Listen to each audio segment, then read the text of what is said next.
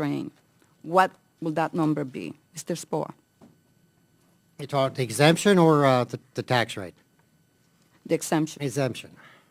Problem with setting a set figure with exemption is that may work very well today, this year, next year. 5 to 10 years down the road, that number would mean nothing anymore. So I don't know if you really can set a So let me figure. ask you this question then.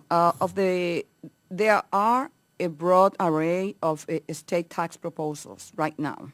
And one proposal is to make the 2009 levels of 3.5 million permanent. Would this provide, in the case of Mr. O, farmers with the certainty they need and the necessary protection?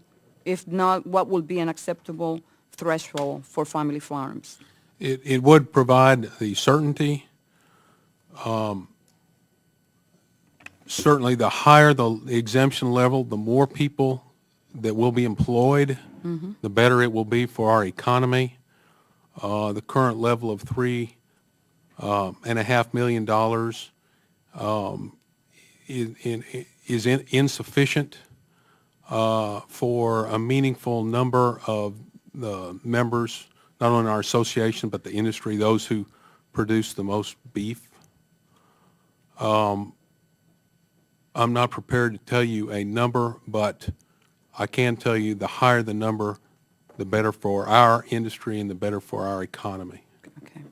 Any other member of the panel would like to comment?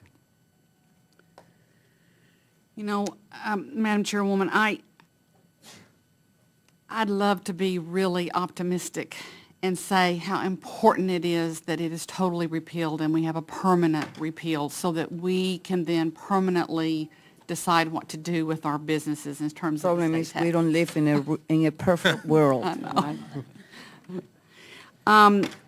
But I would point to, you know, some of the studies that have come out that have said that the economy would average as much as $11 billion a year in extra output. I mean, let's look at some of those. I just think that to protect small business, Mr. Old has made two good points. One, we need to have something permanent. And two, the higher the amount, the better. But I'll keep my rose-colored glasses on and stick to total permanent repeal. Okay. Ms. Mays? Well, just $5 million would help approximately 80% of the printing companies that would be relieved of this burden in today's dollar and cents. But just something permanent so that we could plan would be great. Because the most important thing is I have 51 families that I have to worry about, not just my own. It's more important to worry about those 51 families and their longevity and their livelihoods.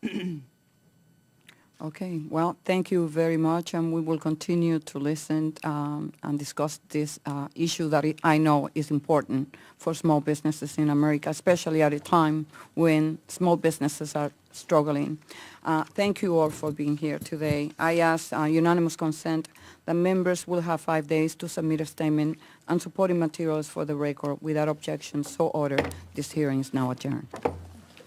Terry? Nice to meet you. Appreciate your testimony. Appreciate yours too. It's important.